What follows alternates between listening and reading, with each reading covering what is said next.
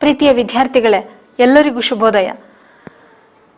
ನಾನು ಕಳೆದ ತರಗತಿಯಲ್ಲಿ ನಿಮಗೆ ಹೇಳಿದ್ದೆ, ಸಾಹಿತ್ಯದ ಸ್ವರೂಪಗಳು ಯಾವ ರೀತಿ ಬೇರೆ ಬೇರೆಯಾಗಿ ಭಿನ್ನವಾಗಿರುತ್ತೆ, ಯಾವ ಯಾವ ಸಾಹಿತ್ಯ ರೂಪಗಳನ್ನು ನಾವು ಕಾಣಬಹುದು ಅನ್ನುವಂಥದ್ರ ಬಗ್ಗೆ ಹೇಳಿದ್ದೆ. ವಚನಗಳಿರಬಹುದು, ಮಹಾಕಾವ್ಯ ಇರಬಹುದು, ಖಂಡಕಾವ್ಯ ಇರಬಹುದು, ಅದೇ ಥರ ಭಾವಗೀತೆ ಇರಬಹುದು, ಹೀಗೆ ಬೇರೆ ಬೇರೆ ಸಾಹಿತ್ಯ ಪ್ರಕಾರಗಳನ್ನು ನಾವು ಗುರುತಿಸಬಹುದು ಅನ್ನುವಂಥ ಮಾಹಿತಿಯನ್ನು ಹೇಳಿದ್ದೆ. ಅದೇ ರೀತಿ ಇವತ್ತಿನ ತರಗತಿಯಲ್ಲಿ ಶತಕ ಸಾಹಿತ್ಯದ ಪರಿಚಯವನ್ನ ಮಾಡಿಕೊಳ್ಳುವಂತಹ ಒಂದು ಸನ್ನಿವೇಶ ಇದು.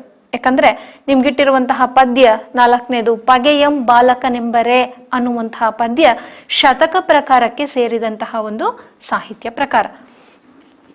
ಇಲ್ಲಿ ಹಾಗಿದ್ರೆ ಶತಕ ಅಂತ ಅಂದ್ರೆ ಏನು ಅದನ್ನ ಮೊದಲು ನಾವು ಅರ್ಥ ಮಾಡ್ಕೋಬೇಕು. ಪದ್ಯವನ್ನ ಅರ್ಥೈಸ್ಕೊಳ್ಳೋದಕ್ಕಿಂತ ಮುಂಚೆ ಆ ಸಾಹಿತ್ಯ ಪ್ರಕಾರದ ಪರಿಚಯವನ್ನ ಮಾಡಿಕೊಂಡ್ರೆ ಬಹುಶಃ ಶತಕವನ್ನ ಓದುವಂತಹ ಒಂದು ಉದ್ದೇಶ ಪರಿಪೂರ್ಣವಾಗಬಹುದು ಅಂತ ಅನ್ಸತ್ತೆ. ಇಲ್ಲಿ 100 ಪದ್ಯಗಳಿಂದ ಕೂಡಿದಂತಹ ಗ್ರಂಥವನ್ನ ನಾವು ಶತಕ ಅಂತ ಹೇಳಿ ಕರೆಯುವಂಥದ್ದು ವಾಡಿಕೆ. ಇಲ್ಲಿ ಕನ್ನಡದಲ್ಲಿ ಚಂಪು, ಷಟ್ಪದಿ, ವಚನ, ಹಾಗೆ ತ್ರಿಪದಿ, ಸಾಂಗತ್ಯ ಮೊದಲಾದ ಸಾಹಿತ್ಯ ಪ್ರಕಾರ ಹೇಗೆ ನಾವು ನೋಡ್ತೀವೋ ಅದೇ ರೀತಿಯಲ್ಲಿ ಶತಕ ಸಾಹಿತ್ಯವೂ ಕೂಡ ಒಂದು ಪ್ರಕಾರ. ಇದು ಕಂದದಿಂದ ಕೂಡಿರಬಹುದು, ವೃತ್ತಗಳಿಂದ ಬರೆದಿರಬಹುದು, ಅಥವಾ ಷಟ್ಪದಿ ಸಾಂಗತ್ಯಗಳಲ್ಲಿ ಇದನ್ನ ಬರೆದಿರುವಂತಹ ಸಾಧ್ಯತೆಗಳಿವೆ. ಹೀಗೆ ಬೇರೆ ಬೇರೆ ಪ್ರಕಾರಗಳಲ್ಲಿ ಬೇರೆ ಬೇರೆ ಛಂದೋರೂಪದಲ್ಲಿ ಈ ಶತಕ ಸಾಹಿತ್ಯವನ್ನ ಕವಿಗಳು ಬರೆದಿದ್ದಾರೆ. ಇಲ್ಲಿ ಇದೊಂದು ಆತ್ಮನಿಷ್ಠವಾದಂತಹ ಭಾವನಿಷ್ಠವಾದಂತಹ ಒಂದು ಕಾವ್ಯ ಪ್ರಕಾರ ಅಂತ ಹೇಳಬಹುದು. ಅಂದ್ರೆ ಇಲ್ಲಿ ವಸ್ತುನಿಷ್ಠ ಮುಖ್ಯ ಅಲ್ಲ. ಅಂದ್ರೆ ಅರ್ಥಾತ್ ಬೇರೆ ಯಾವುದಾದ್ರೂ ಒಂದು ಕಾವ್ಯವನ್ನ ನಾವು ತೆಗೆದುಕೊಂಡ್ರೆ ಅದರ ಮುಂದುವರಿಕೆಯ ಭಾಗ ಇರುತ್ತೆ, ಅಲ್ಲಿ ಕತೆ ಪ್ರಧಾನವಾಗಿರುತ್ತೆ, ಅದು ವಸ್ತುನಿಷ್ಠವಾದಂತಹ ಪ್ರಕಾರ. ಆದ್ರೆ ಇದು ಭಾವನಿಷ್ಠವಾದಂತಹ ಒಂದು ಸಾಹಿತ್ಯ ಪ್ರಕಾರ. ಇಲ್ಲಿ ಕವಿಯ ಮನೋಲಹರಿ ಹೇಗಿರ್ತದೋ, ಅಂದ್ರೆ ಅವನಲ್ಲಿ ಇರುವಂತಹ ಆಲೋಚನೆಗಳು, ಅನುಭವಗಳು ಏನಿರುತ್ತೋ ಅದನ್ನ ಒಂದು ವಿಷಯಕ್ಕೆ ಕೇಂದ್ರೀಕರಿಸಿಕೊಂಡು ಅದನ್ನ ಒಂದು ಏಕಸೂತ್ರಕ್ಕೆ ಒಳಪಡಿಸುವಂತಹ ಪ್ರಯತ್ನವನ್ನ ಕವಿ ಇಲ್ಲಿ ಮಾಡಿರ್ತಾನೆ. ಅಂದ್ರೆ ತನ್ನ ಜೀವನದ ಅನುಭವವನ್ನ ಮುಖ್ಯವಾಗಿರಿಸ್ಕೊಂಡು ಜನರಿಗೆ ಯಾವುದೋ ಒಂದು ಸಂದೇಶವನ್ನ ಕೊಡಬೇಕು ಅಂತ ಹೊರಟಾಗ ಆತನ ಮನೋಲಹರಿ ಹೇಗೆ ಹರಿತದೋ ಹಾಗೆ ಆ ಪದ್ಯದ ರಚನೆಯ ಪ್ರಕಾರ ಅವನಲ್ಲಿ ರಚಿಸಿಕೊಟ್ಟಿರುವಂತಹ ರೀತಿಯಾಗಿರುತ್ತೆ. ಈ ಕಾರಣದಿಂದಲೇ ಪ್ರಾಚೀನ ಕಾಲದಿಂದಲೂ ಕೂಡ ಶತಕಗಳನ್ನ ಪ್ರಾಚೀನ ಕಾಲದ ಭಾವಗೀತೆಗಳು ಅಂತ ಹೇಳಿ ಕರಿತೀವಿ. ಇಲ್ಲಿ ಶತಕಗಳನ್ನ ಪ್ರಾಚೀನ ಕಾಲದ ಭಾವಗೀತೆಗಳು ಅಂತ ವಿದ್ವಾಂಸರು ಗುರುತಿಸ್ತಾರೆ. ಹಾಗಾದ್ರೆ ಈ ಶತಕಗಳ ಉದ್ದೇಶ ಏನು ಅದನ್ನು ಕೂಡ ನಾವು ತಿಳ್ಕೋಬೇಕು. ಯಾವ ಕಾರಣಕ್ಕೋಸ್ಕರ ಶತಕಗಳನ್ನ ರಚನೆ ಮಾಡಿರ್ತಾರೆ, ಅವುಗಳ ಲಕ್ಷಣಗಳೇನು ಅನ್ನೋದನ್ನ ಗಮನಿಸೋದಾದ್ರೆ, ಭಕ್ತಿ, ಜ್ಞಾನ, ವೈರಾಗ್ಯಗಳನ್ನ ಪ್ರತಿಪಾದಿಸುವುದು ಶತಕಗಳ ಸಾಮಾನ್ಯವಾದಂತಹ ಲಕ್ಷಣ. ಅಂದ್ರೆ ಇವೆಲ್ಲವೂ ಕೂಡ ಮುಕ್ತಕಗಳಾಗಿರ್ತವೆ. ಮುಕ್ತಕಗಳು ಅಂದ್ರೆ ಬಿಡಿ ಬಿಡಿ ಭಾಗಗಳು ಅಂತ ಅರ್ಥ. ಅಂದ್ರೆ ಈ ವಚನದ ಪ್ರತಿಯೊಂದು ಭಾಗಗಳು ಕೂಡ, ಪ್ರತಿಯೊಂದು ಶತಕದ ಪ್ಯಾರಾಗ್ರಾಫ್ ಅಂತ ನಾವೇನ್ ಕರಿತೀವೋ ಇವುಗಳು ವಿಶೇಷವಾದಂತಹ ವಿಭಿನ್ನವಾದಂತಹ ವಸ್ತುವನ್ನ ಒಳಗೊಂಡಿರುತ್ತೆ. ಒಂದೇ ವಿಚಾರವನ್ನು ಕುರಿತು ಹೇಳುವಂತದ್ದಲ್ಲ. ಇಲ್ಲಿ ವಚನಗಳು ಯಾವಾಗಲೂ ವಚನಗಳು ಹೇಗೆ ಬಿಡಿ ಬಿಡಿ ಭಾಗಗಳಾಗಿರ್ತದೋ ಹಾಗೆ ಇಲ್ಲಿ ಶತಕಗಳು ಕೂಡ ಬಿಡಿ ಬಿಡಿ ಭಾಗಗಳಾಗಿರುತ್ತೆ. ಅಂದ್ರೆ ಒಂದೇ ವಿಚಾರದ ಕುರಿತು ಮುಂದುವರಿಕೆಯ ಭಾಗ ಇದಾಗಿರೋದಿಲ್ಲ, ಬದಲಿಗೆ ಯಾವುದೋ ಒಂದು ವಿಷಯವನ್ನ ಇಟ್ಕೊಂಡು ಒಂದು ವಚನದಲ್ಲಿ ಅಥವಾ ಒಂದು ಪ್ಯಾರಾಗ್ರಾಫ್ನಲ್ಲಿ ಅಥವಾ ಒಂದು ಶತಕದ ಭಾಗದಲ್ಲಿ ಕವಿ ಪ್ರಸ್ತಾಪಿಸ್ತಾ ಯಾವುದೋ ಒಂದು ತತ್ವವನ್ನ ಪ್ರತಿಪಾದಿಸ್ತಾ ಹೊರಡ್ತಾನೆ. ಇಲ್ಲಿ ಸುಮಾರು ನಮ್ಮ ಸಾಹಿತ್ಯದಲ್ಲಿ ನಾನಾಗ್ಲೇ ಹೇಳಿದೆ, 100 ಪದ್ಯಗಳನ್ನ ಒಳಗೊಂಡಿರುವಂತಹದ್ದನ್ನ ಶತಕ ಅಂತ ಹೇಳಿ ಕರಿತೀವಿ. ಹಾಗಾದ್ರೆ 100 ಇರ್ಬೇಕಾ? ಇದು ಗಣಿತೀಯ ಲೆಕ್ಕದಂತೆ 100 ಪದ್ಯಗಳಿರಬೇಕು ಅನ್ನುವಂತಹ ನಿಯಮ ಇಲ್ಲ. 100ಕ್ಕಿಂತ ಹೆಚ್ಚು ಪದ್ಯಗಳು ಒಳಗೊಂಡಿದ್ರೆ ಆ ಗ್ರಂಥಗಳನ್ನ ನಾವು ಶತಕಗಳು ಅಂತ ಹೇಳಿ ಕರಿತೀವಿ. ಕನ್ನಡದಲ್ಲಿ 100ರಿಂದ 128 ಪದ್ಯಗಳಿರುವಂತಹ ಶತಕಗಳು ಕೂಡ ಕಂಡು ಬಂದಿದೆ. 100ರಿಂದ 128 ಪದ್ಯಗಳಿರುವಂತಹ ಶತಕಗಳು ಕೂಡ ನಮ್ಮ ಕನ್ನಡ ಸಾಹಿತ್ಯದಲ್ಲಿ ಕಂಡು ಬಂದಿರುವಂತದನ್ನು ಗುರುತಿಸ್ತೀವಿ. ಇಲ್ಲಿ ಈ ಶತಕ ಸಾಹಿತ್ಯದ ಇತಿಹಾಸವನ್ನ ನಾವು ಗಮನಿಸೋದಾದ್ರೆ, ಕ್ರಿಸ್ತಶಕ ಸುಮಾರು 1071ನೇ ಇಸ್ವಿನಲ್ಲಿ ನಾಗವರ್ಮಾಚಾರ್ಯನ ಚಂದ್ರ ಚೂಡಾಮಣಿ ಶತಕ, ನಾಗವರ್ಮಾಚಾರ್ಯನ ಚಂದ್ರ ಚೂಡಾಮಣಿ ಶತಕ ಅನ್ನುವಂಥದ್ದು ಮೊದಲನೇ ಶತಕ ಸಾಹಿತ್ಯದ ಗ್ರಂಥ. ಎಷ್ಟೋ ಶತಕಗಳ ಕರ್ತೃ ಯಾರು ಅನ್ನುವಂಥದ್ದು ಇನ್ನೂ ಕೂಡ ಗೊತ್ತಾಗಿಲ್ಲ. ಅದು ಇನ್ನೂ ಕೂಡ ಸಂಶೋಧನೆಯಿಂದ ಸಾಬೀತಾಗಬೇಕಾಗಿದೆ.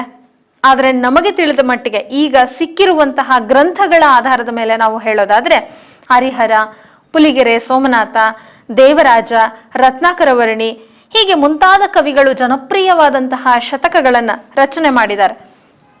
ಬಹುಪಾಲು ಕನ್ನಡದ ಶತಕಗಳು ಸ್ತೋತ್ರ, ದೈವನಾಮಾವಳಿಗಳಿಂದಲೇ ಹೆಚ್ಚು ತುಂಬಿ ಹೋಗಿರುವಂಥದ್ದನ್ನು ಗುರುತಿಸ್ತೀವಿ.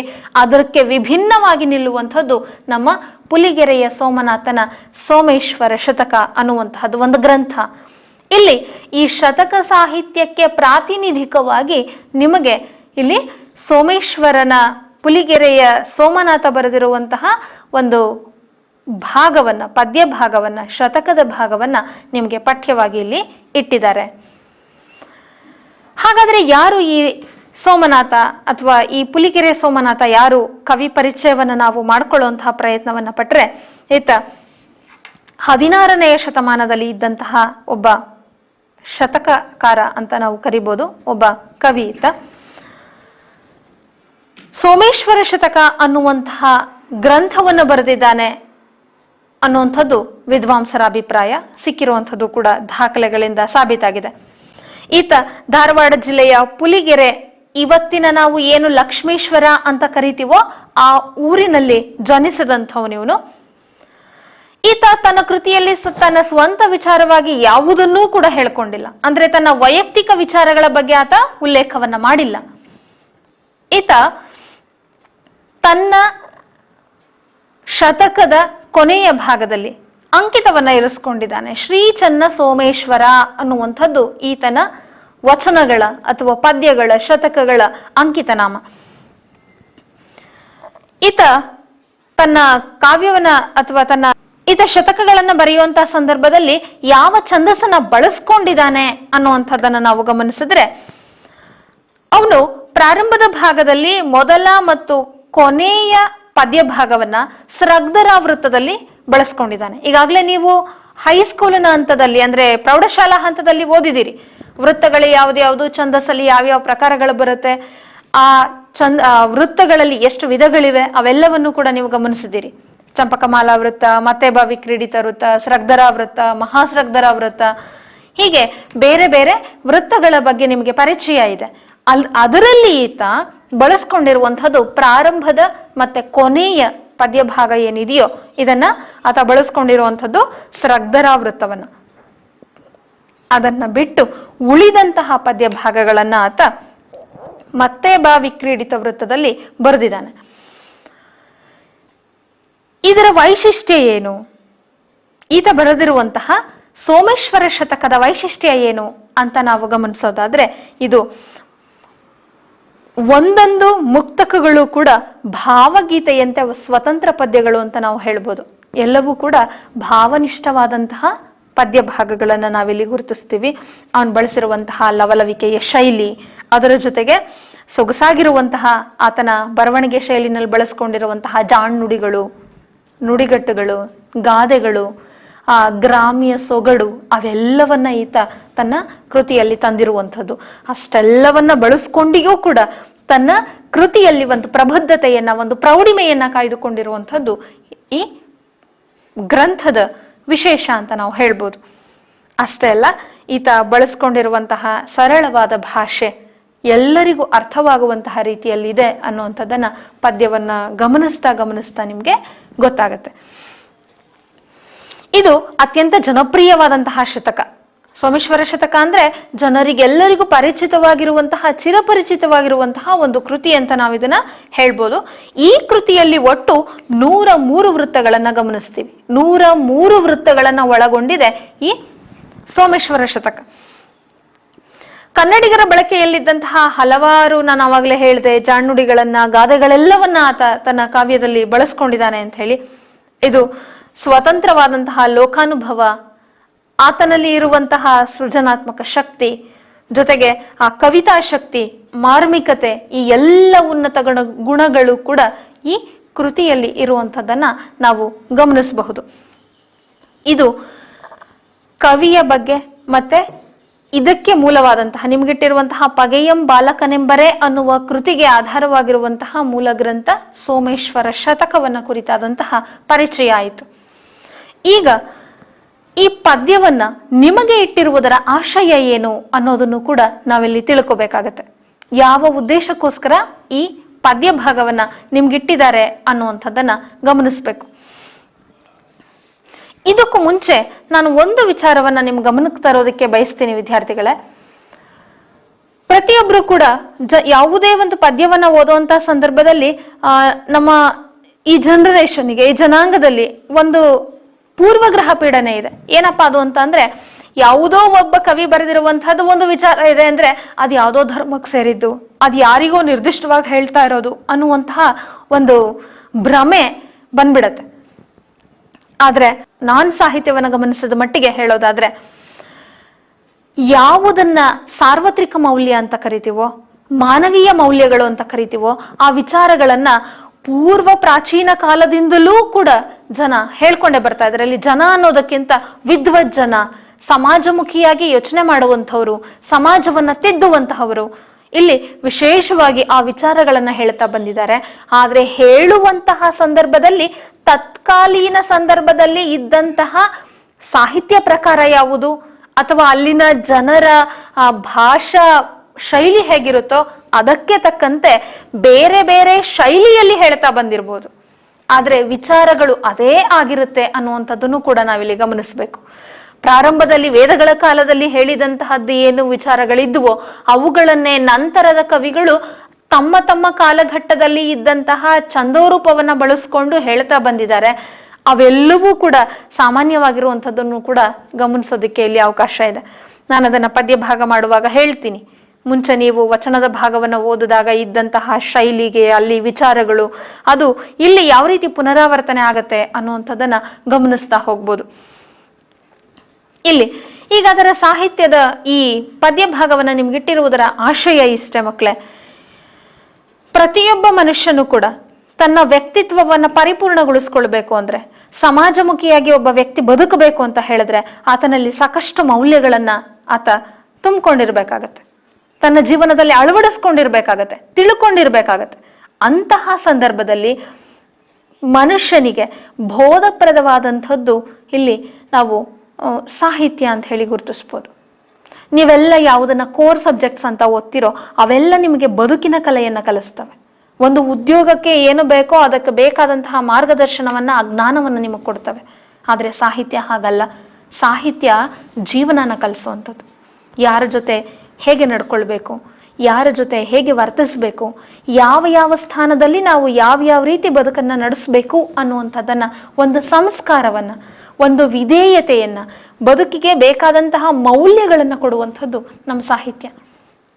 ಅದನ್ನ ಚೆನ್ನಾಗಿ ಅರ್ಥ ಮಾಡ್ಕೋಬೇಕು ಮಕ್ಕಳೇ. ಇಲ್ಲಿ ನಡೆ ನುಡಿ ಆಚಾರ ವಿಚಾರಗಳಲ್ಲಿ ಮೌಲ್ಯಗಳನ್ನ ನಾವು ಮೇಳವಿಸಿಕೊಂಡು ಬದುಕಿದಾಗ ಮಾತ್ರ ಬದುಕಿಗೆ ಒಂದು ಸಾರ್ಥಕತೆ ಅನ್ನೋದು ಸಿಗುವಂಥದ್ದು, ಅದಕ್ಕೆ ಒಂದು ಅರ್ಥ ಅನ್ನುವಂಥದ್ದು ದೊರಕುವಂಥದ್ದು. ಮೌಲ್ಯಗಳಿಗೆಲ್ಲ ಮೂಲ ನೀತಿ. ಆ ನೀತಿಯನ್ನ ಬೋಧಿಸುವಂಥದ್ದೇ, ಆ ನೀತಿಯನ್ನ, ತಿಳುವಳಿಕೆಯನ್ನ ಓದುಗರಿಗೆ, ಪ್ರಜೆಗಳಿಗೆ ಕೊಡುವಂಥದ್ದೇ ಈ ಸಾಹಿತ್ಯದ ಮುಖ್ಯ ಉದ್ದೇಶ. ಇಲ್ಲಿ ಸಮಾಜವನ್ನ ಆ ನಿಟ್ಟಿನಲ್ಲಿ ಆರೋಗ್ಯಕರವಾಗಿ ತೆಗೆದುಕೊಂಡು ಹೋಗಬೇಕು ಅಂತ ಸಾಕಷ್ಟು ಜನ ದಾರ್ಶನಿಕರು ಪ್ರಯತ್ನವನ್ನು ಪಟ್ಟಿದ್ದಾರೆ. ಕಾಲದಿಂದ ಕಾಲಕ್ಕೆ ಸಾಕಷ್ಟು ದಾರ್ಶನಿಕರು ಪ್ರಯತ್ನವನ್ನ ಪಟ್ಟಿದ್ದಾರೆ. ಅವರು ಮಾನವ ಮತಿಗೆ ಬೋಧಪ್ರದವಾಗುವಂತಹ ನೀತಿಯನ್ನ, ತಿಳುವಳಿಕೆಯನ್ನ ಹೇಳುವಂತಹ ಪ್ರಯತ್ನವನ್ನ ಮಾಡ್ತಾ ಸಾಗಿದ್ರು. ಜೊತೆಗೆ ಅವರ ಉತ್ಕಟೇಚ್ಛೆಯೂ ಕೂಡ ಅದೇ, ಒಂದು ಆದರ್ಶ ಸಮಾಜದ ನಿರ್ಮಾಣ ಅಂತ. ಆದ್ರೆ ಎಲ್ಲರೂ ಕೂಡ ಮನುಷ್ಯನಿಗೆ ಬದುಕಿನಲ್ಲಿ ಬೇಕಾಗಿರುವಂಥದ್ದು ಮನಸ್ಸಿನ ಸಮಾಧಾನ, ಚಿತ್ತತೆ, ಅದು ಮುಖ್ಯ. ಮನಸ್ಸಿಗೆ ನೆಮ್ಮದಿ ಮುಖ್ಯ. ಆ ನೆಮ್ಮದಿಯನ್ನ ಇರಿಸ್ಕೊಂಡಾಗ ಮಾತ್ರ ಮನುಷ್ಯ ತಾನು ಬದುಕಿನ ಸಾರ್ಥಕತೆಯನ್ನ ಕಂಡುಕೊಳ್ಳೋದಕ್ಕೆ ಸಾಧ್ಯ, ಜೀವನದ ಉದ್ದೇಶ ಏನು ಅನ್ನೋದನ್ನ ಈಡೇರಿಸ್ಕೊಳ್ಳೋದಕ್ಕೆ ಸಾಧ್ಯ.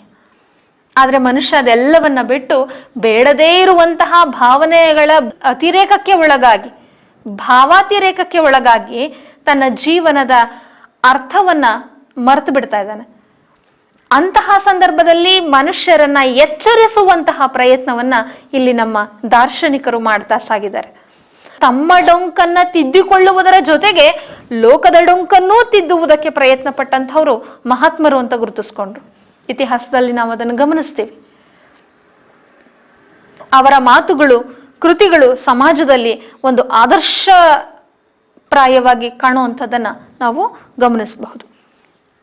ಅವೆಲ್ಲವೂ ಕೂಡ ಆ ನೆಲೆಯಲ್ಲಿ ನಿಂತು ನೋಡುವಂತಹ ಎಲ್ಲ ಸೂಕ್ತಿಗಳು ಕೂಡ ಜನರಿಗೆ ಮಾರ್ಗದರ್ಶಕವಾಗಿ ನಿಂತಿವೆ.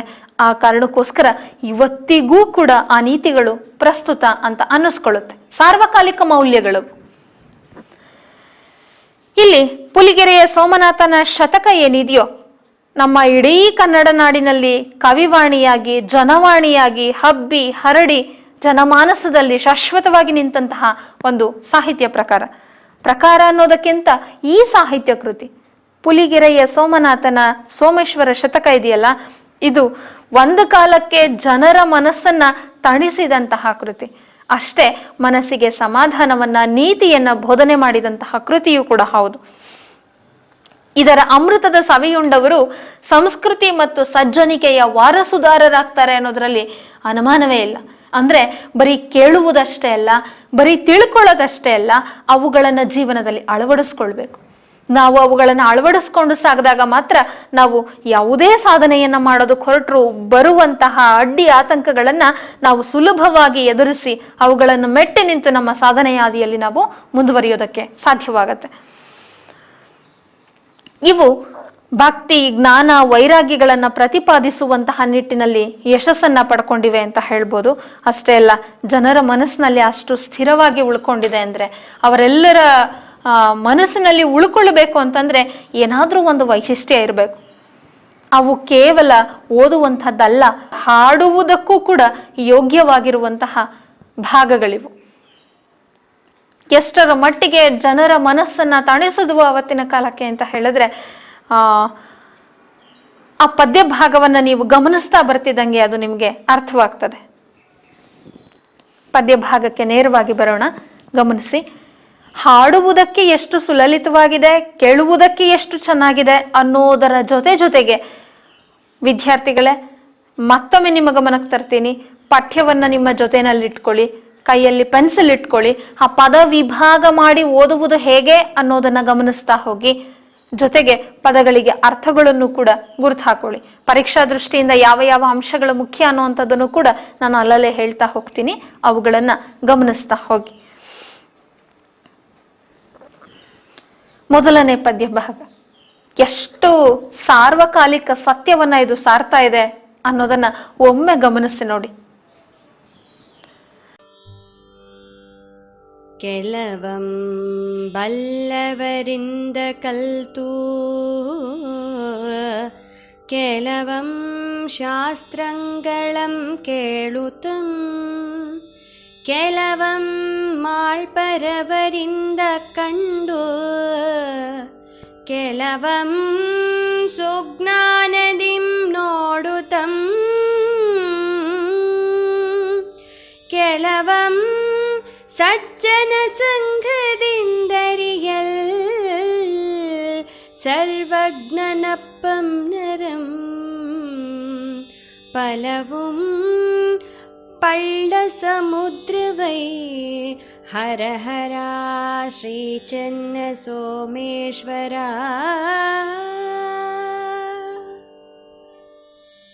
ಪದ ವಿಭಾಗ ಮಾಡೋದನ್ನ ಗಮನಿಸಿ. ಕೆಲವಂ ಬಲ್ಲವರಿಂದ ಕಲ್ತು, ಎಷ್ಟು ಚೆನ್ನಾಗಿ ಹೇಳ್ತಾರೆ ನೋಡಿ. ಈ ಪದ್ಯ ಭಾಗ ಏನಿದೆಯೋ, ಈ ಶತಕದ ಮೂಲ ತತ್ವ ಇಷ್ಟೇ. ಒಬ್ಬ ಸಾಮಾನ್ಯನಾದಂತಹ ವ್ಯಕ್ತಿ, ನರಮಾತ್ರನಾದವನು, ಮನುಷ್ಯ ಮಾತ್ರನಾದವನು ಸರ್ವಜ್ಞನಾಗಬೇಕು ಅಂದ್ರೆ, ಜ್ಞಾನ ಸಂಪಾದನೆಯನ್ನ ಮಾಡಬೇಕು ಅಂದ್ರೆ ಯಾವ ಯಾವ ಮಾರ್ಗಗಳನ್ನ ಅನುಸರಿಸಬೇಕು, ಯಾವ ಯಾವ ಮೂಲಗಳಿಂದ ನಾವು ಇಡೀ ಜ್ಞಾನವನ್ನ, ನಮ್ಮ ಜ್ಞಾನದ ವಿಸ್ತಾರವನ್ನ ಮಾಡ್ಕೊಳ್ಳೋದಕ್ಕೆ ಸಾಧ್ಯ ಇದೆ ಅನ್ನುವಂತಹ ಒಂದು ಮೂಲ ತತ್ವವನ್ನ ಈ ಪದ್ಯ ಭಾಗದಲ್ಲಿ ಕವಿ ಹೇಳ್ತಾ ಹೋಗ್ತಾನೆ. ಹೇಗೆ ಕಲಿಬೇಕು ಅದನ್ನು ಕುರಿತು ಹೇಳ್ತಾನೆ ನೋಡಿ. ಕೆಲವಂ ಬಲ್ಲವರಿಂದ ಕಲ್ತು. ಎಲ್ಲವನ್ನ ಮನುಷ್ಯ ಹುಟ್ಟುತ್ತಾನೆ, ಯಾರೂ ಕೂಡ ಸರ್ವಜ್ಞರಾಗಿರೋದಿಲ್ಲ. ಎಲ್ಲರೂ ಕೂಡ ಹುಟ್ಟುತ್ತಾ ಮಕ್ಕಳಷ್ಟೇನೆ. ಆದ್ರೆ ಬೆಳೀತಾ ಬೆಳೀತಾ ಯಾವ ರೀತಿ ಅವರು ಪ್ರಪಂಚವನ್ನ ನೋಡ್ತಾ ಹೋಗ್ತಾರೆ, ಯಾವ ರೀತಿ ಗ್ರಹಿಸ್ತಾ ಹೋಗ್ತಾರೆ, ಅದರ ಆಧಾರದ ಮೇಲೆ ಅವರ ಮುಂದಿನ ಬದುಕಿನ ರೀತಿ ಕ್ರಮ ನಿರ್ಧಾರಿತವಾಗಿರುತ್ತೆ.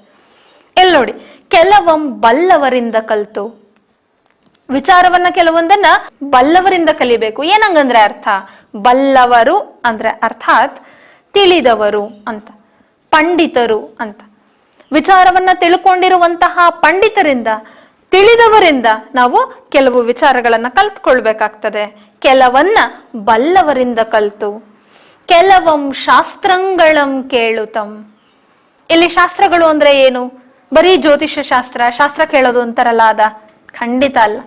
ಆದ್ರೆ ಒಂದನ್ನ ನೆನ್ಪಿಟ್ಕೊಳ್ಳಿ, ನಮ್ಮ ಇಡೀ ಭಾರತೀಯ ಜ್ಞಾನ ಪರಂಪರೆಯಲ್ಲಿ ಪ್ರತಿಯೊಂದು ಜ್ಞಾನ ಶಾಖೆಗಳನ್ನೂ ಕೂಡ ಶಾಸ್ತ್ರ ಅಂತ ಹೇಳಿ ಗುರುತಿಸ್ತಾರೆ.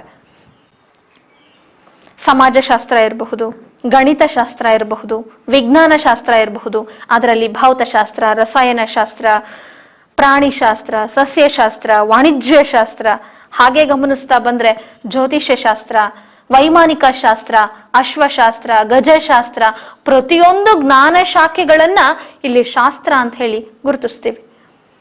ಇಲ್ಲಿ ಕವಿ ಹೇಳುವಂಥದ್ದು ಕೆಲವೊಂದನ್ನ ಶಾಸ್ತ್ರಗಳನ್ನ ಕೇಳುತ್ತಾ ತಿಳ್ಕೊಳ್ಬೇಕು. ನಾವು ವಿಚಾರಗಳನ್ನ ತಿಳ್ಕೊಳ್ಬೇಕಂದ್ರೆ ಶಾಸ್ತ್ರ ಗ್ರಂಥಗಳ ಅಧ್ಯಯನ ಮಾಡಬೇಕು, ಅವುಗಳನ್ನ ಅರ್ಥೈಸ್ಕೊಳ್ಬೇಕು ಅಂತ ಹೇಳಿದ್ರೆ ನಾವು ಅವುಗಳನ್ನ ಅಧ್ಯಯನದ ಮುಖ್ಯ ಭಾಗವಾಗಿರಿಸ್ಕೊಂಡು ಕಲಿತಾ ಸಾಗ್ಬೇಕಾಗತ್ತೆ. ಅದರಿಂದ ನಾವು ಜ್ಞಾನ ಸಂಪಾದನೆಯನ್ನ ಮಾಡಬಹುದು ಅನ್ನುವಂಥದ್ದು. ಕೆಲವೊಮ್ಮೆ ಮಾಳ್ಪವರಿಂದ ಕಂಡು, ಎಲ್ಲವನ್ನು ಹೇಳಿನೇ ಕಲಿಸ್ಲಿಕ್ಕಾಗ್ತದ? ಇಲ್ಲ, ಕೆಲವೊಂದನ್ನ ಮಾಡುವವರನ್ನ ನೋಡಿ ಕಲಿಬೇಕು. ಏನು ಮಾಡುವವರು ಅಂತಂದ್ರೆ, ಈಗ ನಾವು ಎಲ್ಲೋ ಒಂದು ಕಡೆ ಕುಳಿತಿರ್ತೀವಿ, ಆ ಸಂದರ್ಭದಲ್ಲಿ ಯಾರೋ ಒಂದು ಕಲೆಯನ್ನ ಬಿಡಿಸ್ತಾ ಇರ್ತಾರೆ, ಚಿತ್ರಕಲೆ ಆಗಿರಬಹುದು ಅಥವಾ ಯಾವುದೇ ಕೆಲಸವಾಗಿರಬಹುದು. ಅದನ್ನ ನೋಡ್ತಿದ್ದ ಹಂಗೇನೆ ಯಾಕೆ ಹಾಗೆ ಮಾಡ್ತಾರೆ, ಹೇಗೆ ಮಾಡಿದ್ರೆ ಹೇಗೆ ಆಗುತ್ತೆ ಅನ್ನುವಂಥದ್ದನ್ನ ಸೂಕ್ಷ್ಮವಾಗಿ ಗಮನಿಸ್ತಾ ಹೋದ್ರೆ ನಮಗೆ ಅದು ಹೇಗೆ ಮಾಡ್ತಾರೆ ಅನ್ನೋದು ಗೊತ್ತಾಗುತ್ತೆ. ನಾಳೆ ದಿನ ಅದೇ ಕೆಲಸವನ್ನ ಮಾಡೋದಕ್ಕೆ ಸಾಧ್ಯವಾಗುತ್ತೆ. ಈಗ ಜೀವನದಲ್ಲಿ ನೋಡಿ, ಮನೆಯಲ್ಲಿ ಎಷ್ಟೊಂದು ನಿಮ್ಮ ದಿನನಿತ್ಯದ ಕರ್ತವ್ಯಗಳು, ಕೆಲಸಗಳು ಇರ್ತದೆ. ಅವೆಲ್ಲವನ್ನ ಹೇಳ್ಕೊಟ್ಟು ಹೀಗೆ ಮಾಡಿದ್ರೆ ಹೀಗಾಗತ್ತೆ ಅಂತ ಯಾರಾದ್ರೂ ಪಾಠ ಮಾಡಿದ್ರ? ಖಂಡಿತ ಇಲ್ಲ. ಹಿರಿಯರು ಮಾಡುವುದನ್ನ ನೋಡಿ ನಾವು ಕಲಿತಾ ಹೋಗ್ತೀವಿ. ಅದನ್ನೇ ಇಲ್ಲಿ ಕೆಲವೊಮ್ಮೆ ಮಾಳ್ಪವರಿಂದ ಕಂಡು, ಮಾಳ್ಪವರು ಅಂದ್ರೆ ಮಾಡುವವರು, ಕೆಲವನ್ನ ಮಾಡುವವರನ್ನ ನೋಡಿ ಕಲ್ತ್ಕೊಳ್ಬೇಕಂತೆ. ಕೆಲವೊಮ್ಮೆ ಸುಜ್ಞಾನದಿಂ ನೋಡುತ್ತಂ. ಗೊತ್ತಾಗ್ಬೇಕು, ಜ್ಞಾನ ಅನ್ನುವಂಥದ್ದು ಯಾವಾಗ್ಲೂ ಕೂಡ ತೆರೆದಿರ್ಬೇಕು, ಅಂದ್ರೆ ಗ್ರಹಿಸುವುದಕ್ಕೆ ಸಿದ್ಧವಾಗಿರ್ಬೇಕು ಮನಸ್ಸು ಅಂತ. ಈಗ ನೋಡಿ, ಯಾವುದೋ ಒಂದು ಕೆಲಸ ಮಾಡ್ತಾ ಇರ್ಬೇಕಾದ್ರೆ ಹೀಗ್ ಮಾಡಿದ್ರೆ ಹೀಗಾಗುತ್ತೆ ಅನ್ನೋದು ಅರ್ಥ ಆಗ್ಬೇಕು. ಯಾರೋ ಒಂದು ತಪ್ಪು ಮಾಡಿದಾಗ ಏನು ಅನುಭವಿಸಿದ್ರು ಜೀವನದಲ್ಲಿ ಅನ್ನುವಂಥದ್ದನ್ನ ನೋಡ್ತಿದ್ದಂಗೆನೆ ಮತ್ತೆ ನಾನಾ ತಪ್ಪು ಮಾಡಬಾರ್ದಪ್ಪ ಅಂತ ಎಚ್ಚರಿಕೆ ವಹಿಸಬೇಕು. ಕೆಲವೊಂದನ್ನ ಸುಜ್ಞಾನದಿಂ ನೋಡುತ್ತಂ. ವಿಜ್ಞಾನಿಗಳೆಲ್ಲ ಹೊಸ ಹೊಸ ಆವಿಷ್ಕಾರಗಳನ್ನ ಮಾಡಿದ್ರಲ್ಲ, ಅವರೆಲ್ಲ ನೋಡಿನೇ ತಿಳ್ಕೊಂಡ್ರ? ಖಂಡಿತ ಇಲ್ಲ.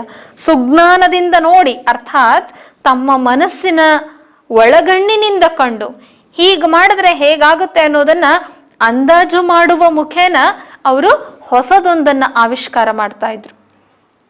ಅದನ್ನೇ ನಾವೆಲ್ಲಿ ಸುಜ್ಞಾನದಿಂ ನೋಡುತ್ತಂ ಅಂತ ಇಲ್ಲಿ ಕವಿ ಹೇಳ್ತಾನೆ. ಅಂದ್ರೆ ಸ್ವತಃ ಜ್ಞಾನವನ್ನ ಪ್ರಯೋಗಿಸೋದ್ರಿಂದ, ನಮ್ಮ ಜ್ಞಾನವನ್ನ, ಸ್ವಂತಿಕೆಯನ್ನ ಬಳಸ್ಕೊಳ್ಳೋದ್ರ ಮುಖಾಂತರ ನಾವು ಜ್ಞಾನವನ್ನ ತುಂಬ್ಕೋಬೇಕಾಗತ್ತೆ. ಕೆಲವೊಮ್ಮೆ ಸಜ್ಜನ ಸಂಘದಿಂದಲ್ ಅರಿಯಲ್. ಅದರ ಜೊತೆಗೆ ಮನುಷ್ಯ ಬದುಕಬೇಕು ಅಂತ ಹೇಳಿದ್ರೆ, ಅವನು ಒಳ್ಳೆ ಸದ್ಗುಣವಂತನಾಗಿ ಬದುಕಬೇಕು ಅಂತ ಹೇಳಿದ್ರೆ ಸುತ್ತಮುತ್ತಲ ಸಮಾಜವೂ ಕೂಡ ಕಾರಣವಾಗಿರುತ್ತೆ. ನಮ್ಮ ನೆರೆಹೊರೆ ಹೇಗಿರುತ್ತೋ ಹಾಗೆ ಮನುಷ್ಯನ ಗುಣಗಳು, ಸ್ವಭಾವಗಳು ಬೆಳೀತಾ ಹೋಗುತ್ತೆ. ಅದಕ್ಕೆ ಹೇಳ್ತಾರೆ ಕೆಲವೊಮ್ಮೆ ಸಜ್ಜನ ಸಂಘದಿಂದಲ್ ಅರಿಯಲ್. ಅರಿಯೋದು ಅಂದ್ರೆ ತಿಳಿಯೋದು ಅಂತ. ಸಜ್ಜನರ ಸಂಘ ಅಂದ್ರೆ ಸತ್ಸಂಗ ಅಂತ ಹೇಳಿ ಕರಿತೀವಿ. ಅಂದ್ರೆ ಒಳ್ಳೆಯವರ ಸಂಘ, ಒಳ್ಳೆಯ ಗುಣಗಳುಳ್ಳವರ ಸಂಘವನ್ನ ನಾವು ಸಜ್ಜನರ ಸಂಘ ಅಂತ ಹೇಳಿ ಗುರುತಿಸ್ತೀವಿ. ಸತ್ಸಂಗ, ದುಸ್ಸಂಗ, ಸಹವಾಸಗಳನ್ನ ನಾವು ನೋಡೋದಾದ್ರೆ ಸಮಾಜದಲ್ಲಿ ನೆರೆಹೊರೆಯನ್ನು ಗುರುತಿಸುವಾಗ 2 ವಿಧಗಳನ್ನ ನಾವು ಕಾಣಬಹುದು. ಸತ್ಸಂಗ, ದುಸ್ಸಂಗ ಅಂದ್ರೆ ಒಳ್ಳೆಯವರ ಸಹವಾಸ, ಕೆಟ್ಟವರ ಸಹವಾಸ, 2 ಕೂಡ ಇರುತ್ತೆ. ಮನುಷ್ಯನಿಗೆ ಯಾವುದು ಮುಖ್ಯ? ಯಾವಾಗ್ಲೂ ಕೂಡ ಸಜ್ಜನರ ಸಂಘವನ್ನ ಮಾಡಬೇಕು. ಸಜ್ಜನರ ಸಂಘವನ್ನ ಮಾಡ್ತಾ ಹೋದಾಗ ನಾವು ಅವರಂತೆಯೇ ಹೊಸ ಹೊಸ ಗುಣಗಳನ್ನ ಬೆಳೆಸ್ಕೊಳ್ತಾ ಹೋಗ್ತೀವಿ. ಅಷ್ಟೇ ಅಲ್ಲ, ಹೊಸ ಹೊಸ ಸಾಧನೆಗಳನ್ನು ಕೂಡ ಮಾಡೋದಕ್ಕೆ ಅವಕಾಶ ಇರುತ್ತೆ, ಅವುಗಳನ್ನ ಕಲಿಯೋದಕ್ಕೆ ಸಾಧ್ಯವಾಗುತ್ತೆ. ಆ ಕಾರಣಕ್ಕೋಸ್ಕರ ಜ್ಞಾನ ಸಂಪಾದನೆಯ ಮಾರ್ಗದಲ್ಲಿ ಸಜ್ಜನರಿಂದಲೂ ಕಲಿಯುವಂಥದ್ದು ಒಂದು ಮಾರ್ಗ. ಹೀಗೆ ಬೇರೆ ಬೇರೆ ಮೂಲಗಳಿಂದ ಮನುಷ್ಯ ಜ್ಞಾನ ಸಂಪಾದನೆಯನ್ನ ಮಾಡ್ತಾ ಮಾಡ್ತಾ ಮುಂದೆ ಸಜ್ಜನ ಸಂಘದಿಂದಲ್ ಅರಿಯಲ್, ಹೀಗೆ ಬೇರೆ ಬೇರೆ ಮಾರ್ಗಗಳಿಂದ ಆತ ತಿಳುವಳಿಕೆಯನ್ನ ತಂದುಕೊಳ್ತಾ ಹೋಗ್ತಿದ್ದ ಹಾಗೆ ಸರ್ವಜ್ಞನಪ್ಪಂ ನರಂ. ಸರ್ವಜ್ಞ ಅಂದ್ರೆ ಎಲ್ಲವನ್ನ ತಿಳಿದವನು. ಇಲ್ಲಿ ಎಲ್ಲವನ್ನೂ ತಿಳಿದಂಥವನು, ಇಲ್ಲಿ ಸಮಾನಾರ್ಥಕ ಪದಗಳನ್ನ ನಿಮ್ಮ ಬೋರ್ಡ್ ಮೇಲೆ ಬರೆದಿದ್ದೀವಿ, ಅದನ್ನ ಗಮನಿಸ್ತಾ ಹೋಗಿ. ಪರೀಕ್ಷಾ ದೃಷ್ಟಿಯಿಂದ ಕೇಳಿದ್ರೆ ಬೇಕಾಗ್ತದೆ, ಅಲ್ಲಲ್ಲೇ ಹೇಳಿದ್ದನ್ನ ಬರ್ಕೊಳ್ತಾ ಹೋಗಿ. ಸರ್ವಜ್ಞ ಅಂದ್ರೆ ಸರ್ವ ಎಲ್ಲವನ್ನು, ಅಜ್ಞ ತಿಳಿದವನು, ಎಲ್ಲವನ್ನ ತಿಳಿದವನನ್ನ ಸರ್ವಜ್ಞ ಅಂತ ಹೇಳಿ ಕರಿತೀವಿ.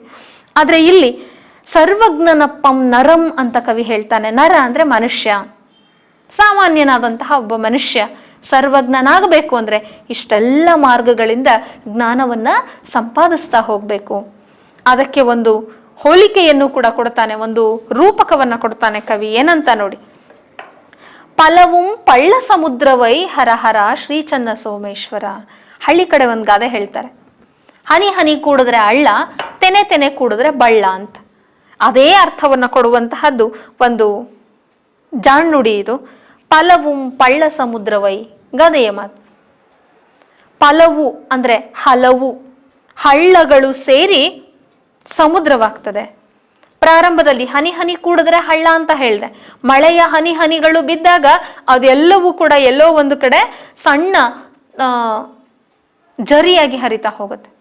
ಹಳ್ಳವಾಗಿ ಹರಿದದ್ದು ಮುಂದೆ ಜರಿಯಾಗಿ, ನಂತರ ತೊರೆಯಾಗಿ, ಆಮೇಲೆ ನದಿಯಾಗಿ, ಅವೆಲ್ಲವೂ ಸಮುದ್ರವನ್ನೇ ಸೇರಿ ಕೊನೆಗೆ ಒಮ್ಮೆ ಸಾಗರದಲ್ಲಿ ಲೀನವಾಗ್ತದೆ. ಇದು ಪ್ರಕೃತಿಯ ನಿಯಮ. ಅದೇ ರೀತಿನಲ್ಲಿ ಮನುಷ್ಯನೂ ಕೂಡ ಸಣ್ಣ ಸಣ್ಣ ಸಣ್ಣ ಸಣ್ಣ ವಿಚಾರಗಳನ್ನ ತಿಳ್ಕೊಳ್ತಾ ನಮ್ಮ ಜ್ಞಾನದ ಪರಿಧಿಯನ್ನು ವಿಸ್ತರಿಸ್ಕೊಳ್ತಾ ಸಾಗ್ಬೇಕು. ಆವಾಗ ಮನುಷ್ಯ ಪರಿಪೂರ್ಣನಾಗೋದಕ್ಕೆ ಸಾಧ್ಯ. ಬರೀ ವಿಚಾರವನ್ನ ತಿಳ್ಕೊಳ್ಳೋದಷ್ಟೇ ಅಲ್ಲ, ಅದನ್ನ ಜೀವನದಲ್ಲಿ ಅಳವಡಿಸ್ಕೊಳ್ಬೇಕು ಕೂಡ. ಇದು ಕವಿ ಹೇಳುವಂತಹ ಮಾತು ಮೊದಲನೇ ಪ್ಯಾರಾಗ್ರಾಫ್ನಲ್ಲಿ. ಅರ್ಥ ಆಗಿದೆ ಅಂತ ಅಂದ್ಕೊಂಡಿದ್ದೀನಿ. ಒಂದು ಸಾರಿ ಹಾಗೆ ಪೂರ್ಣವಾಗಿ ಗಮನಿಸಿ. ಕೆಲವನ್ನ ಬಲ್ಲವರಿಂದ ಕಲಿತಾ ಹೋಗ್ಬೇಕು, ಕೆಲವೊಂದನ್ನ ಶಾಸ್ತ್ರಗಳನ್ನ ಕೇಳಿ ಕಲಿಬೇಕು, ಶಾಸ್ತ್ರಗಳನ್ನ ಓದುತ್ತಾ ಅವುಗಳ ಅಧ್ಯಯನದಲ್ಲಿ ತೊಡಗಿ ಕಲಿಬೇಕು. ಕೆಲವೊಂದನ್ನ ಮಾಡುವವರನ್ನ ನೋಡಿ ಕಲಿಬೇಕು. ಹಾಗೆ ಕೆಲವೊಂದನ್ನ ಸುಜ್ಞಾನದಿಂದ ತಿಳ್ಕೊಳ್ಬೇಕು, ಕೆಲವೊಂದನ್ನ ಸಜ್ಜನರ ಸಂಘದಿಂದ ಕಲಿಬೇಕು. ಹೀಗೆ ಬೇರೆ ಬೇರೆ ಮಾರ್ಗಗಳಿಂದ ನಾವು ಜ್ಞಾನ ಸಂಪಾದನೆಯನ್ನ ಮಾಡ್ತಾ ಹೋದಾಗ ಕೇವಲ ಮನುಷ್ಯ ಮಾತ್ರನಾದವನು ಸರ್ವಜ್ಞನಾಗಬಲ್ಲ. ಹೇಗೆ ಅಂತ ಅಂದ್ರೆ, ಹನಿ ಹನಿ ಕೂಡಿದರೆ ಹೇಗೆ ಹಳ್ಳವಾಗ್ತದೋ, ಇಲ್ಲಿ ಹಲವು ಹಳ್ಳಗಳು ಸೇರಿ ಹೇಗೆ ಸಮುದ್ರವಾಗ್ತದೋ, ಹಾಗೆ ಈ ಜ್ಞಾನ ಅನ್ನುವಂಥದ್ದು ಸಮುದ್ರದಂತೆ ಇರುವಂತಹ, ಸಾಗರದಂತೆ ಇರುವಂತಹ ಜ್ಞಾನವನ್ನ ನನ್ನದಾಗಿಸ್ಕೊಳ್ಳೋದಕ್ಕೆ ಇವೆಲ್ಲವೂ ಕೂಡ ಮಾರ್ಗಗಳು ಅಂತ ಇಲ್ಲಿ ಕವಿ ಹೇಳ್ತಾನೆ. ಹಾಗೆ ಮುಂದಿನ ಪದ್ಯ ಭಾಗವನ್ನು ಗಮನಿಸಿ. ಉಣದಿರ್ಪ ಧನಮಿರ್ದೊಡೇನು ಸುತನಿರ್ದೆ ಮುಪ್ಪಿನಲ್ಲಾಗದ ಒಣಗಲ್ ಪೈರಿಗೆ ಬಾರದಿದ್ದ ಮಳೆ ತಾಂ ಬಂದೇ ನಾಪತ್ತಿನೊಳ್ ಮಣಿದುಂ ನೋಡದ ಬಂಧುವೇತ ಕೆಣಿಸಲ್ ಕಾಲೋಚಿತ ಕೈದಿದ ತೃಣವೇ ಪರ್ವತವಲ್ಲವೇ ಹರ ಹರ ಶ್ರೀ ಚನ್ನ ಸೋಮೇಶ್ವರ.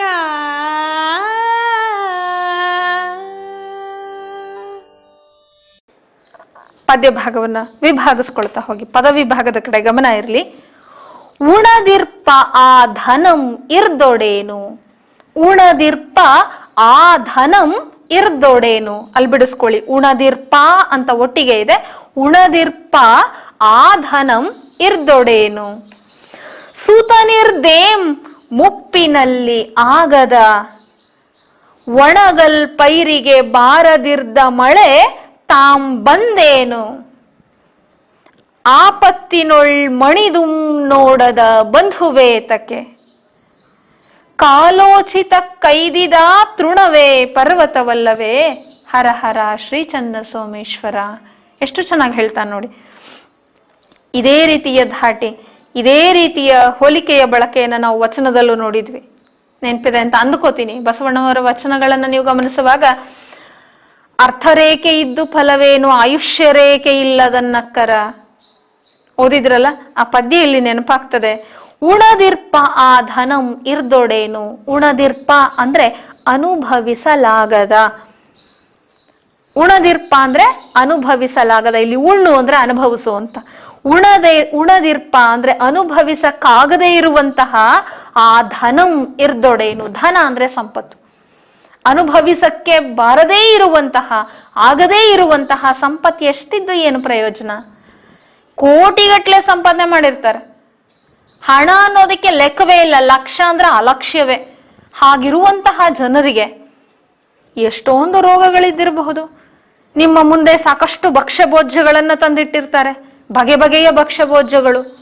ಶುಗರ್ ಕಂಪ್ಲೇಂಟು, ಏನು ತಿನ್ನಂಗಿಲ್ಲ, ಸುಮ್ಮನೆ ನೋಡ್ಕೋಬೇಕು. ಅಯ್ಯೋ ತಿನ್ನಂಗಿಲ್ವಲ್ಲ ಅಂತ ಹೊಟ್ಟೆ ಹುರ್ಕೊಂಡು ಸುಮ್ಮನೆ ಇರಬೇಕು. ಅಂತಹದ್ದು ಪರಿಸ್ಥಿತಿ. ಏನು ಪ್ರಯೋಜನ? ಕೋಟಿಗಟ್ಟಲೆ ಇಟ್ಕೊಂಡು ಏನು ಪ್ರಯೋಜನ? ನೀನು ಇಷ್ಟ ಬಂದಂಗೆ, ನಿನಗೆ ಸಮಾಧಾನ ಆಗೋ ಹಾಗೆ, ತೃಪ್ತಿ ಆಗೋ ಹಾಗೆ, ನಿನಗೆ ಬೇಕಾದನ್ನ ತಿನ್ನುವಂತಹ ಪುಣ್ಯ ನಿನಗಿಲ್ಲ ಅಂದ್ರೆ ಏನು ಇಟ್ಕೊಂಡು ಏನು ಪ್ರಯೋಜನ ಅಲ್ವಾ? ಅದೇ ರೀತಿನಲ್ಲಿ ಉಣದಿರ್ಪ ಆ ಧನಂ ಇರ್ದೊಡೇನು. ಸುತನಿರ್ದೇ ಮುಪ್ಪಿನಲ್ಲಾಗದ. ಸುತ ಅಂದ್ರೆ ಮಗ. ಮುಪ್ಪು ಅಂದ್ರೆ ನಿಮ್ಗೆಲ್ಲ ಗೊತ್ತೇ ಇದೆ, ಜೀವನದ ಕೊನೆಯ ಘಟ್ಟ ಅಂತ ಹೇಳಿ ನಾವು ಅದನ್ನ ಗುರುತಿಸ್ತೀವಿ. ಮುಪ್ಪು. ಸುತನಿರ್ದೇ ಮುಪ್ಪಿನಲ್ಲಾಗದ ಅಂದ್ರೆ ಮಕ್ಕಳನ್ನ ತಂದೆ ತಾಯಿಗಳು ಸಾಕ್ತಾರೆ ಅಂತ ಹೇಳಿದ್ರೆ, ಅವರನ್ನ ಪೋಷಣೆ ಮಾಡ್ತಾರೆ ಅಂತ ಹೇಳಿದ್ರೆ ಎಷ್ಟೆಲ್ಲ ಕಷ್ಟ ನಷ್ಟಗಳನ್ನ ಜೀವನದಲ್ಲಿ ಅನುಭವಿಸಿರ್ತಾರೆ. ಮಕ್ಕಳಿಗೋಸ್ಕರ ಎಷ್ಟೊಂದು ತ್ಯಾಗವನ್ನ ಮಾಡಿರ್ತಾರೆ. ನೀವೇ ಒಮ್ಮೆ ನಿಮ್ಮ ತಂದೆ ತಾಯಿಗಳು ನಿಮಗೋಸ್ಕರ ಏನೆಲ್ಲ ಶ್ರಮ ಪಡ್ತಾರೆ ಅನ್ನೋದನ್ನ ಒಮ್ಮೆ ನೀವು ಅವಲೋಕನ ಮಾಡ್ಕೊಂಡ್ರೆ, ಒಂದೇ ಸಾರಿ ಗಮನಿಸಿದ್ರೆ ನಿಮ್ಗಿದು ಅರ್ಥ ಆಗತ್ತೆ. ಸುತನಿರ್ದೇ ಮುಪ್ಪಿನಲ್ಲಾಗದ. ಮಕ್ಕಳನ್ನ ಎಷ್ಟೊಂದು ಪ್ರೀತಿಯಿಂದ, ಎಷ್ಟೊಂದು ಕಾಳಜಿಯಿಂದ ಪೋಷಣೆ ಮಾಡಿರ್ತಾರೆ, ಎಷ್ಟೊಂದು ತ್ಯಾಗವನ್ನ ಮಾಡಿರ್ತಾರೆ. ಹಾಗಿರುವಾಗ ಮಕ್ಕಳಲ್ಲಿ ತಾರತಮ್ಯವನ್ನ ಮಾಡದೆ ಎಷ್ಟೇ ಮಕ್ಕಳಿದ್ರು ಎಲ್ಲರಿಗೂ ಸಮಾನವಾದಂತಹ ಪ್ರೀತಿಯನ್ನ ಕೊಟ್ಟಿರ್ತಾರೆ. ಹಾಗಿರುವಾಗ ಅಂತಹ ಮಕ್ಕಳು ಅದೇ ತಂದೆ ತಾಯಿಗಳು ವೃದ್ಧರಾದಾಗ, ಅವ್ರ ಕೈಯಲ್ಲಿ ಆಗದೇ ಇರುವಂತಹ ಸನ್ನಿವೇಶಕ್ಕೆ ತಲುಪಿದಾಗ ಅವರನ್ನ ನಾವು ನೋಡಿಕೊಳ್ಳುವಂತಹ ಜವಾಬ್ದಾರಿನ ತಗೊಳ್ಳಿಲ್ಲ ಅಂದ್ರೆ ಅದರಂತಹ ಪಾಪದ ಜನ್ಮ ಮತ್ತೊಂದಿಲ್ಲ ಅಂತ ಹೇಳ್ಬೋದು. ನಮಗೋಸ್ಕರ ಅಷ್ಟೊಂದು ತ್ಯಾಗ ಮಾಡಿದವರು 4 ಜನ ಮಕ್ಕಳಿರ್ತಾರೆ. 4 ಜನರನ್ನು ಒಂದೇ ರೀತಿ ನೋಡ್ಕೊಂಡಿರ್ತಾರೆ ಅಪ್ಪ ಅಮ್ಮ. ಕೊನೆಗಾಲದಲ್ಲಿ ಎಷ್ಟೆಲ್ಲವನ್ನ ಕೊಟ್ಟಿರ್ತಾರೆ ಅಂದ್ರೆ, ಸಮಾಜದಲ್ಲಿ ಒಂದು ಗೌರವವನ್ನ ತಂದು ಕೊಟ್ಟವರವರು, ಜೀವನದಲ್ಲಿ ಬದುಕಿಗೆ ಒಂದು ಮಾರ್ಗವನ್ನ ಕೊಟ್ಟವರವರು. ಇವತ್ತು ಯಾವುದೋ ಒಂದು ಹಂತದಲ್ಲಿ, ಯಾವುದೋ ಒಂದು ಸ್ಟೇಟಸ್ ಅಲ್ಲಿ ನಾವು ಬದುಕ್ತಿದೀವಿ ಅಂತ ಹೇಳಿದ್ರೆ ಅದಕ್ಕೆ ಕಾರಣ ಆಗಿರುವಂಥವ್ರವರು. ಅಷ್ಟರ ಮಟ್ಟಿಗೆ ಬದುಕನ್ನ ಸಾಗಿಸೋದಕ್ಕೆ ನಮಗೆ ಕಾರಣರಾದಂಥವ್ರನ್ನ ಮುಪ್ಪಿನಲ್ಲಿ 4 ಜನ ಸೇರಿ ಅಪ್ಪ ಅಮ್ಮಂದ್ರನ್ನ ನೋಡ್ಕೊಳ್ಳುವಂತಹ ಯೋಗ್ಯತೆ ಇಲ್ಲ ಅಂದ್ರೆ ಅಂತಹ ಮಕ್ಕಳು ಇದ್ದೇನು ಪ್ರಯೋಜನ? ಅದನ್ನೇ ಇಲ್ಲಿ ಕವಿ ಹೇಳ್ತಾನೆ, ಸುತನಿರ್ದೇ ಮುಪ್ಪಿನಲ್ಲಾಗದ. ಮುಪ್ಪಿನ ಕಾಲದಲ್ಲಿ ಕೈಯಲ್ಲಿ ಆಗದೇ ಇರುವಂತಹ ಸಂದರ್ಭದಲ್ಲಿ ಆಸರೆಯಾಗದಂತಹ ಮಗ ಇದ್ದೇನು ಪ್ರಯೋಜನ? ಒಣಗಲ್ ಪೈರಿಗೆ ಬಾರದಿರ್ದ ಮಳೆ ತಾಂ ಬಂದೇನು. ಒಣಗೋಗ್ತಾ ಇದೆ ಪೈರು. ಬಿತ್ತನೆಯನ್ನು ಬಿತ್ತಿದೀವಿ, ಭೂಮಿಗೆ ಉಳುಮೆ ಮಾಡಿ ಬೀಜವನ್ನು ಹಾಕಿದೀವಿ. ಏನೋ ಒಂದು ಸ್ವಲ್ಪ ಪೈರು ಬಿದ್ದಿದೆ, 1-2 ಮಳೆ ಬಂತು, ಮತ್ತೆ ಮಳೆ ಬರಲೇ ಇಲ್ಲ. ಪೈರೆಲ್ಲ ಒಣಗಿ ಹೋಗ್ತಾ ಇದೆ. ನೀರಿಲ್ಲದೆ ಹೋದ್ರೆ ಅವು ಸತ್ತು ಹೋಗುತ್ತೆ, ನಾಶವಾಗತ್ತೆ ಬೆಳೆಯೆಲ್ಲವೂ ಕೂಡ. ಹಾಗೆ ಪೈರು ಒಣಗುತ್ತಾ ಇರುವಾಗ ಬರದೇ ಇರುವಂತಹ ಮಳೆ, ಎಲ್ಲಾ ಪೈರು ಒಣಗುವಾಗ ಆದ್ಮೇಲೆ ಬಂದ್ರೆ ಏನು ಪ್ರಯೋಜನ? ಒಣಗಲ್ ಪೈರಿಗೆ ಬಾರದಿರ್ದ ಮಳೆ. ಪೈರು ಒಣಗುತ್ತಾ ಇರುವಾಗ ಬರದೇ ಇರುವಂತಹ ಮಳೆ ತಾಂ ಬಂದೇನು, ನಂತರ ಬಂದೇನ್ ಪ್ರಯೋಜನ? ಆಪತ್ತಿನೊಳ್ ಮಣಿದುಂ ನೋಡದ ಬಂಧುವೇತಕ್ಕೆ.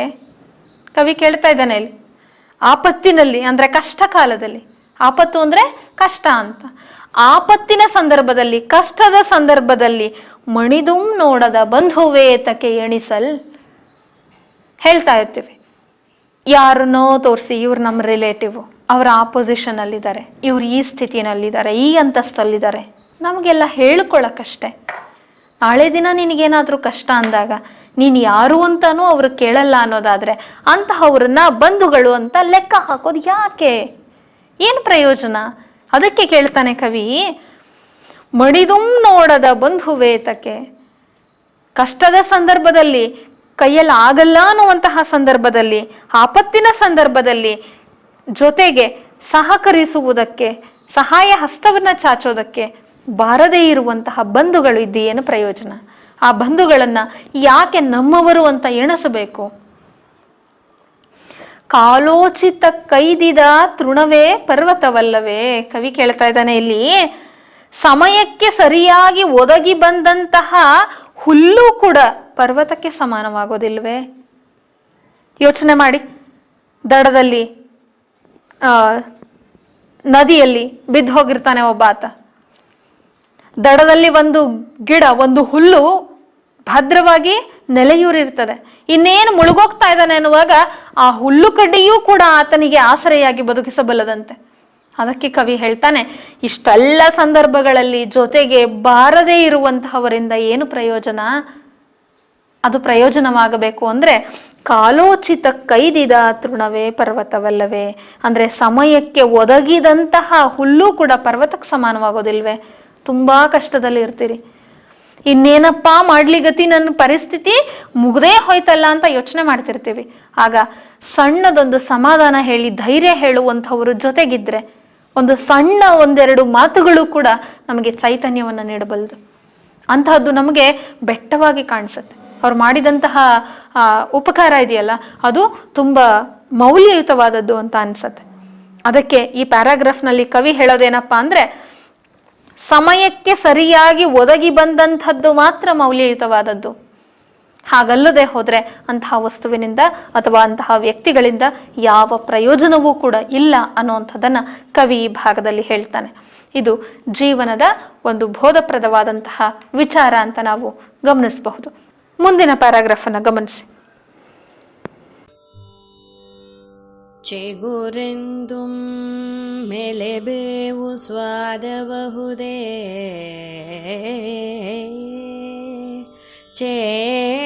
ಚಿಕ್ಕದೆಂದಳ್ ಕರಿಂ ತೆಗೆಯಲ್ ಕಚ್ಚದೆ, ಪಾಲನೂಡಿ ಫಣಿಯಂ ಸಾಕಲ್ಕೆ ವಿಶ್ವಾಸಿಯೇ, ಖಗಮಂ ಸಾಕುವೆನೆಂದು ಗೂಗೆ ಮರಿಯಂ ಸಂಪ್ರೀತಿಯಂದೋವರೆಯೇ, ಪಗೆಯಂ ಬಾಲಕನೆಂಬರೆ ಹರ ಹರ ಶ್ರೀ ಚನ್ನ ಸೋಮೇಶ್ವರ.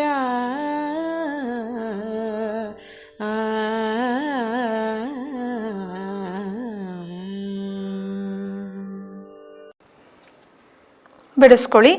ಚಿಗುರೆಂದು ಮೇಲೆ, ಚಿಗುರು ಅಂದ್ರೆ ಪಲ್ಲವ ಅಂತ ಹೇಳಿ ಕರಿತೀವಿ, ಕುಡಿ ಅಂತೀವಲ್ಲ, ಗಿಡ ಅಥವಾ ಮರ ಚಿಗುರೊಡಿತು ಅಂತ ಹೇಳ್ತೀವಲ್ಲ, ಅಂತಹದ್ದನ್ನ ಆ ಚಿಗುರು ಅಂತ ಹೇಳಿ. ಮೇಲೆ, ಮೆಲ್ಲೆ, ಮೆಲ್ಲು ಅಂದ್ರೆ ತಿನ್ನು ಅಂತ ಅರ್ಥ. ಮೆಲ್ಲು ಅಂದ್ರೆ ತಿನ್ನು, ಇಲ್ಲಿ ಮೇಲೆ ತಿಂದರೆ. ಚಿಗುರೆಂದು ಮೇಲೆ ಬೇವು ಸ್ವಾದಬಹುದೇ, ಅಯ್ಯೋ ಚಿಗುರಾಗಿದೆ, ನೋಡಕ್ಕೆ ಎಷ್ಟು ಚೆನ್ನಾಗಿದೆ ಅಲ್ವಾ, ಎಳೆಯದು ಅಂತ ಹೇಳಿ ನಾವು ಅದನ್ನ ತಿಂದರೆ, ಮೆದ್ದರೆ ಅಂದ್ರೆ ಮೇಲೆ ಅಂತ ಇದೆ, ಅದನ್ನ ನಾವು ತಿಂದರೆ ಬೇವು ಸ್ವಾದಬಹುದೇ. ಬೇವು ಮೊದಲೇ ಕಹಿ, ಅದು ಆಹಾ ಎಷ್ಟು ಚೆನ್ನಾಗಿದೆ ಅಲ್ವಾ, ಚಿಗುರಾಗಿದೆ ಅಂತ ಬೇವಿನ ಸೊಪ್ಪನ್ನ ತಿಂದ್ರೆ ಅದು ಸ್ವಾದ ಅಂತ ಅನ್ಸತ್ತಾ? ಖಂಡಿತ ಇಲ್ಲ. ಚೇಳ್ ಚಿಕ್ಕದೆಂದು ಅಳ್ಕರಿಂ ತೆಗೆಯಲ್ ಕಚ್ಚದೆ. ಚೇಳು ಅಯ್ಯೋ ಪಾಪ ಪುಟ್ಟದು ಅಲ್ವಾ ಅಂತ ನೀವು ಕನಿಕರದಿಂದ ಅದನ್ನೇನಾದ್ರೂ ಕೈಗೆತ್ಕೊಂಡ್ರೆ ಅದು ಕಚ್ಚೋದಿಲ್ವೇ? ಯಾಕೆ? ಚೇಳುದು ಕುಟುಕುವುದೇ ಅದರ ಗುಣ, ಚಿಕ್ಕದಾದ್ರೂ ಕುಟುಕುವುದೇ ಅದರ ಗುಣ. ಅದಕ್ಕೆ ಹೇಳ್ತಾನೆ ಇಲ್ಲಿ ಕವಿ,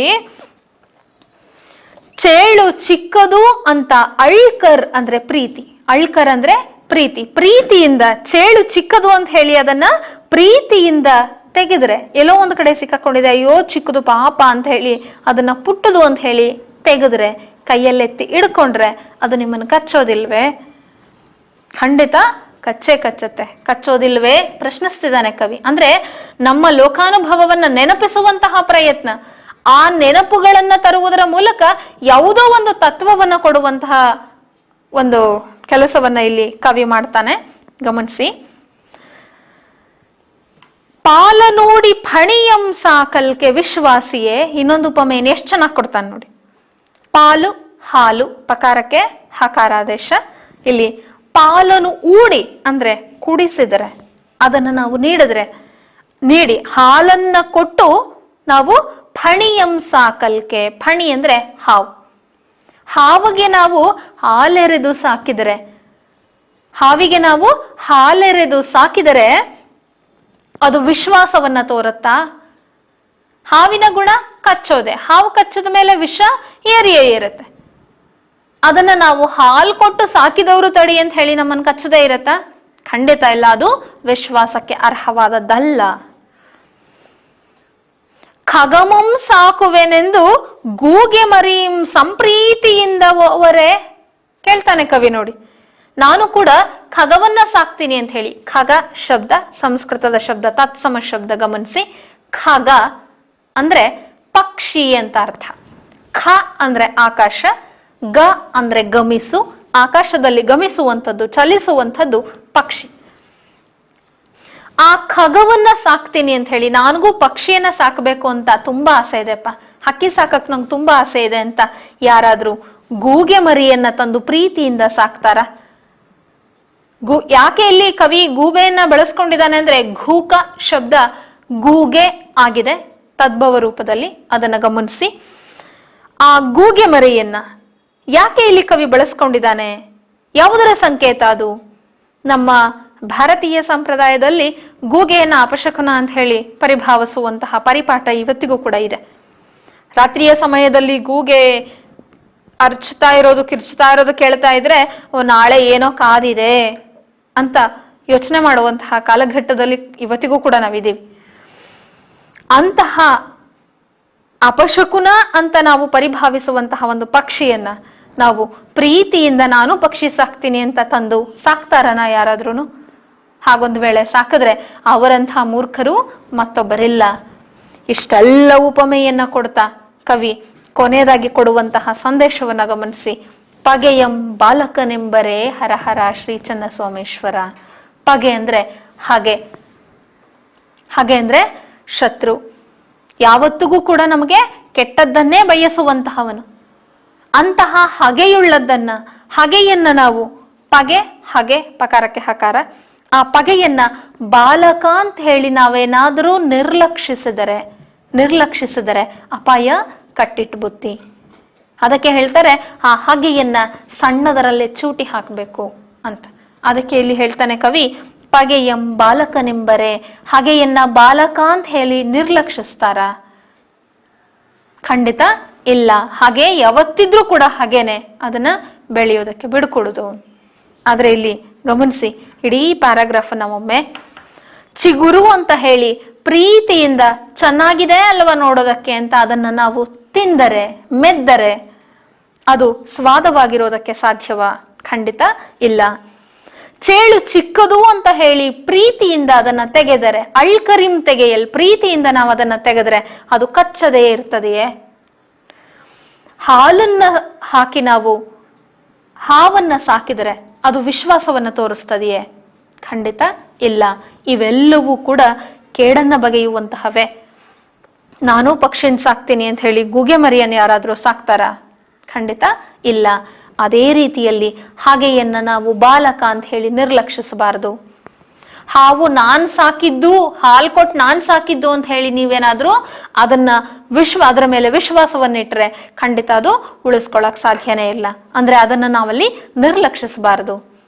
ಇಲ್ಲಿ ಕವಿ ಕೊಡುವಂತಹ ಪ್ರತಿಯೊಂದು ರೂಪಕಗಳಲ್ಲಿಯೂ ಕೂಡ ನಿರ್ಲಕ್ಷ್ಯತನವನ್ನ ಬಿಡಬೇಕು ಅನ್ನುವಂತಹ ಸಂದೇಶವನ್ನ ಈ ಪ್ಯಾರಾಗ್ರಾಫ್ ನಮಗೆ ಕೊಡ್ತಾ ಇದೆ.